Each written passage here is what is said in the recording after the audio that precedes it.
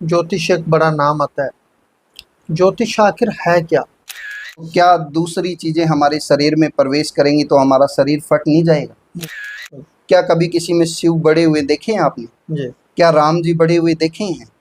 क्या मेरी राधा रानी किसी के अंदर प्रवेश होते हुए देखा है? क्या आजकल देवी देवता भी जो है इंटरनेट से चलने लगे? तो व्यक्ति ज्यादा नाखून बढ़ाता है, बाल बढ़ाते हैं, साफ सफाई नहीं रखते, स्नान नहीं करते इत्यादि, उन व्यक्तियों का राहु खराब होने लग जाता है। नमस्कार, सत श्री अकाल, आदाब, सलाम अलैकुम दोस्तों। मैं सुरेंद्र छाबड़ा, आप देख रहे हैं city news podcast. City news podcast में आपका स्वागत है। दोस्तों, आज के ज़माने में हर इंसान किसी ना किसी बात को लेकर परेशान है, दुखी है। तो इंसान जब किसी दुविधा में होता है, परेशानी में होता है, तो कोई ना कोई सहारा ढूंढता है। चाहे वो किसी ब्राह्मण के पास जाए, किसी ज्योतिष के पास जाए या किसी बाबा के पास जाए, कहीं ना कहीं इंसान सोचता है कि मुझे सहारा मिले, मैं अपनी परेशानी से निकल पाऊँ। तो ऐसे में एक बड़ा नाम आता है ज्योतिष, एस्ट्रोलॉजी। आखिर एस्ट्रोलॉजी है क्या? सो आज तमाम जानकारी लेंगे, तमाम चर्चा करेंगे। हमारे साथ स्टूडियो में मेहमान बने हैं, पिछले 20 सालों से अपनी कथा के जरिए, विद्या के जरिए हमारे समाज की सेवा कर रही हैं। सो आज हमारे साथ स्टूडियो में मौजूद हैं कथावाचक व ज्योतिषाचार्य सुनील कृष्ण शास्त्री जी। शास्त्री, सबसे पहले तो आपका बहुत बहुत स्वागत है हमारे स्टूडियो के अंदर। सुरेंद्र जी, आपके और आपके दर्शकों का भी बहुत बहुत धन्यवाद, जो आज समय निकाल करके बार बार आपके आग्रह करने पे मैं यहाँ पहुँचा। जी, शुक्रिया। हाँ आचार्य जी, पहले बात करें ज्योतिष। ज्योतिष एक बड़ा नाम आता है। ज्योतिष आखिर है क्या? सुरेंद्र जी, मैं आपके दर्शकों को बताना चाहूँगा कि ज्योतिष के बारे में ना लोगों को पता ही नहीं है कि वास्तव में ज्योतिष है क्या। आपका जो प्रश्न है, ज्योतिष, सबसे पहले मैं बता दूं आपको, ज्योतिष एक मैथ है, एक गणना है, जिसको कैलकुलेशन करना आ गया वो ज्योतिष समझ गया मानो, यही एक ज्योतिष है। और ज्योतिष के अंदर आगे बढ़ते जाते हैं तो इसमें बारीकियां निकलती जाती हैं, जिनसे हम अपना ज्ञान आगे बता पाते हैं। हाँ आचार्य, ज्योतिष सचमुच काम करता है या सिर्फ और सिर्फ वहम है या भ्रांति ही बनी हुई है? इसके ऊपर मैं आपको बताना चाहूँगा जी, ज्योतिष जो है वो हमारे सूर्य के साथ चलती है। जी। जैसे सूर्य उदय होता है, सूर्य के अनुसार आपको पता है लगभग सभी ग्रह चलते हैं, और सूर्य के प्रकाश के द्वारा ही सभी प्रकाशितवान होते हैं। तो इसी तरह ज्योतिष सभी को प्रकाशवान करने वाली है। ये कोई भ्रांतियाँ नहीं हैं। आज मैं आपको एक बात आपके चैनल के माध्यम से बताना चाहूँगा कि लोग कहते हैं कि ज्योतिष एक पाखंड है। ज्योतिष कोई पाखंड नहीं है, ये प्रॉपर एक विद्या है जिसकी स्टडी व्यक्ति को करनी पड़ती है। जैसे हम गुरुकुल में यानी कि समय लगा करके, समय बिता करके जो एक हम तपस्या करते हैं, तप करते हैं, जो पढ़ाई करते हैं, उसी के बलबूते पे हम आगे किसी का फलादेश कुंडली का कर पाते हैं।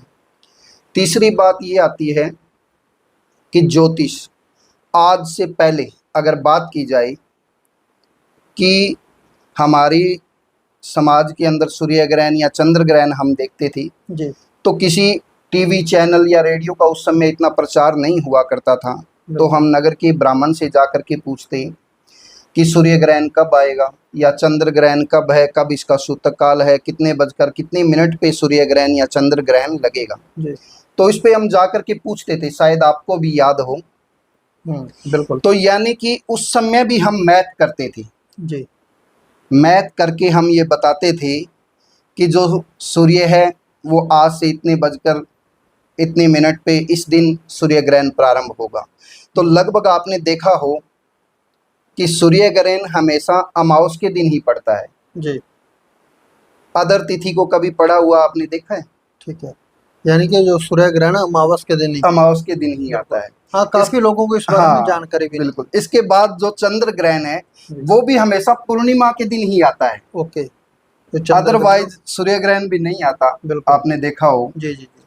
अगर मुझे तो इतनी ज्यादा नॉलेज नहीं है, लेकिन आम लोगों को भी इस बारे में ज्यादा जानकारी नहीं। मेरे पास बहुत से बार फोन आता है कि शास्त्री जी क्या आज सूर्य ग्रहण है, तिथि कुछ भी हो, तो मैं उनसे एक बात पूछता हूँ कि क्या आज अमावस है? कहते नहीं जी, तो फिर सूर्य ग्रहण नहीं है। तो ये हमारा मैथ हुआ या नहीं? बिल्कुल बिल्कुल बिल्कुल, यही एक गणना है जी। आज से पहले भी हम ब्राह्मणों से जाकर के पंचांग में जंतरी उठा करके पूछते थे कि सूर्य ग्रहण या चंद्र ग्रहण कब आएगा, तो वो हमें फट से उठा करके जंतरी बता देते थे। वो कहाँ आसमान में जाकर के थोड़ी ना देखते थे कौन सा ग्रह कहाँ चल रहा है, कितनी डिग्री पे चल रहा है। तो यहाँ बैठ के ही मैथ करना होता था जी। और उसी बलबूते पे उसके बाद आती है कुंडली। कहते हैं, आपने कहा ज्योतिष, ज्योतिष के अंदर कुंडली भी है, हस्तरेखा भी है, अंक ज्योतिष भी है जी। तो जो कुंडली आती है, कुंडली के अंदर सबसे पहले देखा जाता है तो सूर्य ही देखा जाता है कुंडली बनाने से, क्योंकि इष्ट काल निकाला जाता है कि बच्चा कहाँ पैदा हुआ है, जहाँ पैदा हुआ है वहाँ का इष्ट काल क्या है जी। उसके बाद कुंडली बनती है जी। और कुंडली के अंदर बहुत सी गहरी बातें अगर की जाए तो लगभग कुछ व्यक्ति कह देते हैं कि शास्त्री जी एक ही समय में यहाँ सिरसा में भी बच्चा पैदा हुआ है और उसी समय हिसार में भी बच्चा पैदा हुआ है। हाँ। ये लगभग लोगों के दिमाग में एक भ्रम रहता है कि दोनों की फिर कुंडली इतनी डिफरेंट क्यों है। बिल्कुल। तो मैं आपको बताना चाहूँ कि हिसार का सूर्य उदय और सिरसा के सूर्य उदय में भी समय का फर्क रहता है। ओके। जब हम कुंडली बनाते हैं तो जो समय का फर्क आता है उसी के बलबूते पे कुंडली बनती है जी। एक एक यानी कि अगर बात की जाए 10 किलोमीटर के ऊपर के अंतर्गत भी तब भी उसी में फर्क आ जाता है। आचार्य, आजकल समाज में जिस तरह से लगातार पाखंडवाद बढ़ रहा है, हम देखते हैं कई लोग जो ज्योतिष के नाम पर बाबा बने बैठे हैं, अलग अलग डेरे बनाकर बैठे हैं। ज्योतिष को भी लोग इसके साथ जोड़ते हैं, पाखंडवाद के साथ जोड़ते हैं। आपके इसके बारे में क्या राय है? सुरेंद्र जी, आपके दर्शकों को इस बात पे विशेष ध्यान देना होगा, ज्योतिष और पाखंडवाद दोनों में बड़ा फर्क है, क्योंकि ज्योतिष हमेशा से चलती हुई आ रही है। हमेशा से हम पूछते थे। अगर आज के समय में बात की जाए, एक जो अग्रवाल समाज है ये तो हमेशा से इस चीज़ का ध्यान रखता है, बड़ा बुद्धिमान व्यक्ति होता है अग्रवाल जो समाज है, तो परमात्मा ने इनको बड़ी बख्शीश बख्शी हुई है। तो ये जो समाज के लोग हैं हमेशा से यानी कि ब्राह्मण को प्रधानता दे करके और इन कर्मों को करवाते रहे हैं, पूछते रहे हैं, बच्चे का नामकरण और आज के समय में लगभग, क्योंकि घरों में समस्याएं परेशानियां चल रही हैं तो हर व्यक्ति पूछ रहा है। बिल्कुल। तो लगभग सभी को नॉलेज थोड़ी थोड़ी होने लग गई है जी। और सभी समाज तब से आगे बढ़ने लगा है। जी जी बिल्कुल। तो इसका कारण यही रहा है। और अदरवाइज बात की जाए तो यानी कि धर्म को आगे बढ़ाने में भी ब्राह्मण का और अग्रवाल समाज का बड़ा हाथ है। बिल्कुल। और इनके साथ साथ मिलकर के जो अदर हमारे समाज के लोग हैं वो भी हमारे साथ मिलकर के इस मुहिम को आगे बढ़ा रहे हैं। ये हमारे लिए बड़ी गर्व की बात है जो हमें हमारा पुश्तैनों से चलता हुआ आ रहा है। सनातन धर्म के बारे में बताने की किसी को आवश्यकता नहीं है, क्योंकि उसी की शाखाएं आज कोई भी धर्म में तब्दील हो गया हो, वो निकली हुई सारी शाखाएं सनातन धर्म की है। अगर सनातन धर्म की बात की जाए, सनातन धर्म एक हमारा ऐसा धर्म है जिसके अंदर अंतर्गत किसी भी व्यक्ति को हानि नहीं पहुंचाई जाती, किसी भी व्यक्ति के मन को ठेस नहीं पहुंचाई जाती और किसी भी जीव हत्या को बढ़ावा नहीं दिया जाता। इसीलिए मुझे आज इस बात का गर्व है कि मैं सनातन धर्म के अंदर पैदा हुआ हूँ। आचार्य, आजकल लोग जगह जगह मंदिर डेरे बनाकर बैठे हैं। लोग कहते हैं कि ये जो बताने वाले होते हैं, क्या कोई कहता मेरे में माता आ गई, कोई कहता मेरे में हनुमान जी आ गए, कोई किसी में कोई बाबा आ गया तो किसी में कोई। हमने हाल ही में पीछे देखा, हमारे सिरसा एरिया में ही हांडी खेड़ा वाले बाबा का पर्दाफाश हुआ। आप किस नज़रिए से देखते हैं, क्या ये पाखंडवाद नहीं है? आपने वैसे तो बड़ा उत्तम प्रश्न उठाया है। शायद हो सकता है इसका जवाब देने से कुछ व्यक्तियों के मन को ठेस भी पहुंचे, तो मैं उनसे पहले ही क्षमा चाहूँगा। लेकिन जो मेरा अनुमान है, जो मैंने विद्याएं अध्ययन की हैं, उनके अंतर्गत हमें बहुत सी चीज़ें सीखने को मिली हैं, क्योंकि हमने सारी उम्र गुरुकुल में बिताई है। जी। तो हमें ये देखने को मिला है कि आज के समय में लोगों के अंदर ये चीज़ें क्यों आने लग गई। एक छोटी सी बात है सुरेंद्र जी, कि समय के अनुसार हमारे कभी कांटा जरूर लगा है जी 3 बार कांटा लगता है और वो हमारे पूरे शरीर को निचोड़ के रख देता है। जी तो क्या दूसरी चीजें हमारे शरीर में प्रवेश करेंगी तो हमारा शरीर फट नहीं जाएगा? बिल्कुल। अदरवाइज बात की जाए आज के समय में तो लोगों के अंदर देखने को मिल रहा है, मैं भी वो देख रहा था हांडी खेड़ा वाला जो हुआ, बिल्कुल। देखो सबके अलग अलग मतभेद हैं इसके ऊपर, लेकिन जो मेरे कुछ विचार हैं, ये एक भक्ति मार्ग एक अलग चीज है, बिल्कुल। भक्ति करना अलग चीज है, लेकिन भक्ति के अंतर्गत किसी के अंदर कोई चीज प्रवेश नहीं होती, किसी के पास कोई चीज जरूर आ सकती है। बिल्कुल।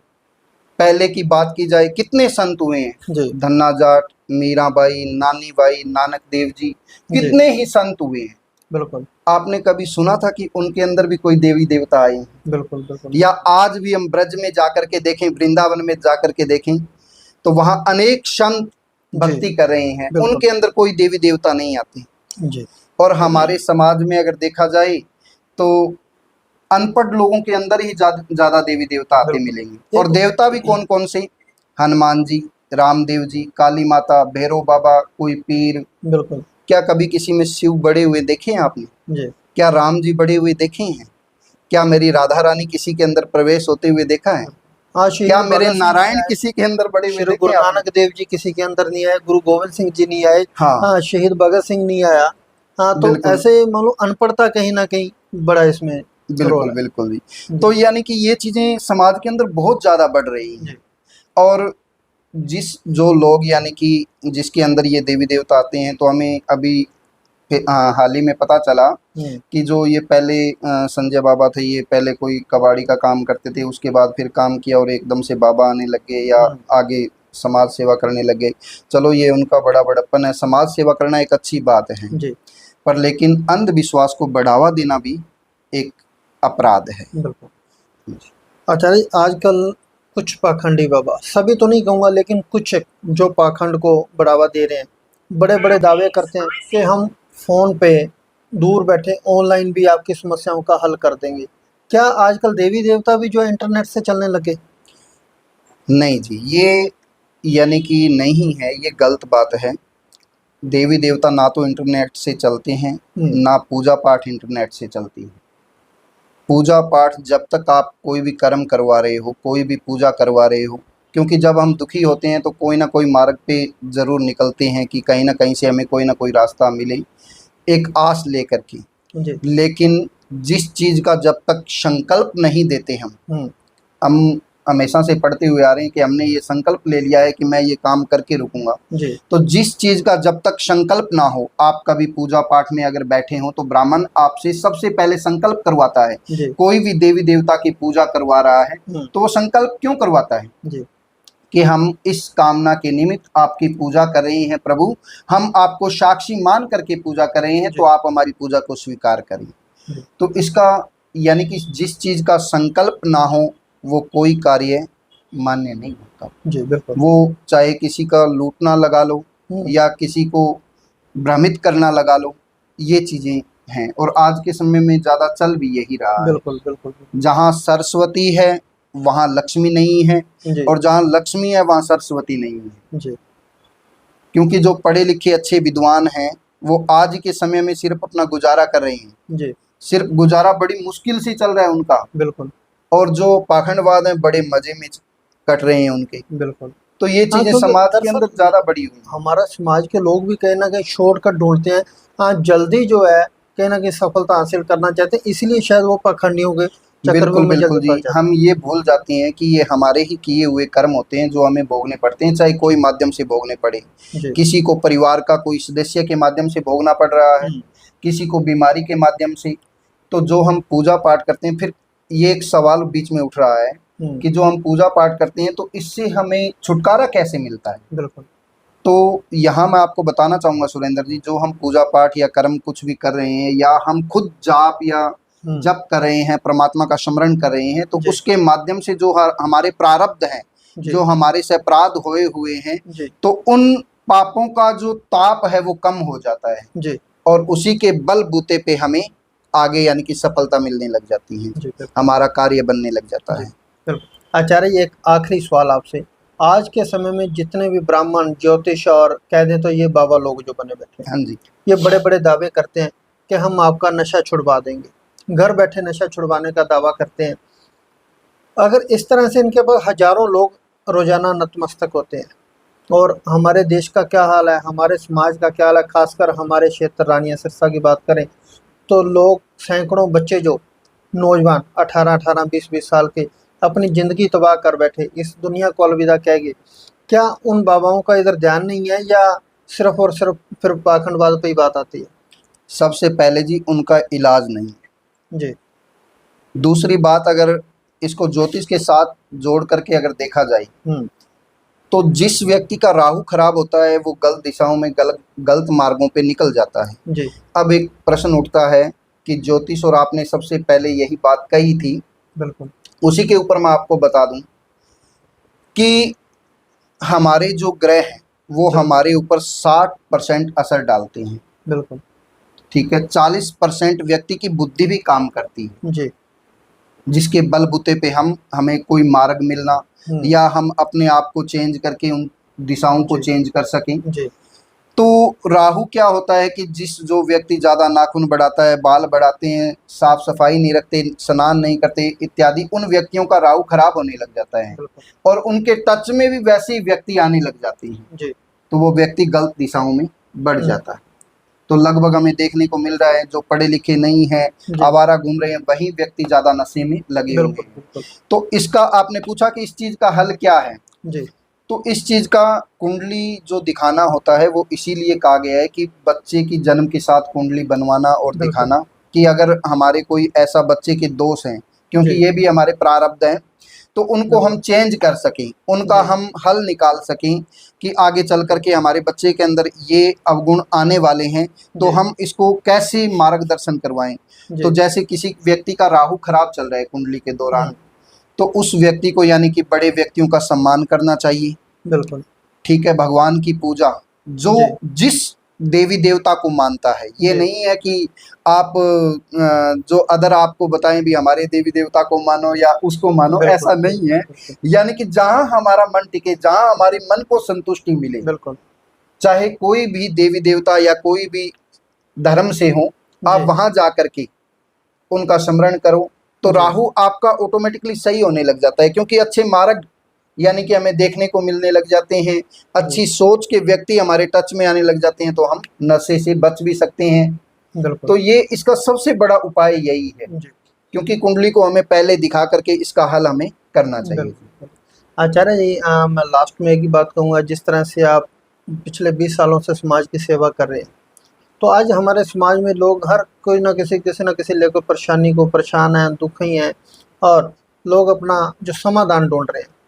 तो आप कुंडली विश्लेषक भी हैं, तो मैं आपसे भी गुजारिश करूंगा कि आपके पास भी जो लोग आएँ, आप उनको जो सही कुंडली विश्लेषण करके उनका जो समाधान बताएं, और ताकि लोग गुमराह ना हो सकें, लोग जागरूक हों, और लोग जो इन पाखंडवाद से बच सकें, इन पाखंडी बाबाओं से बच सकें, अपना जो किसी भी तरह का जो नुकसान ना कर पाएँ।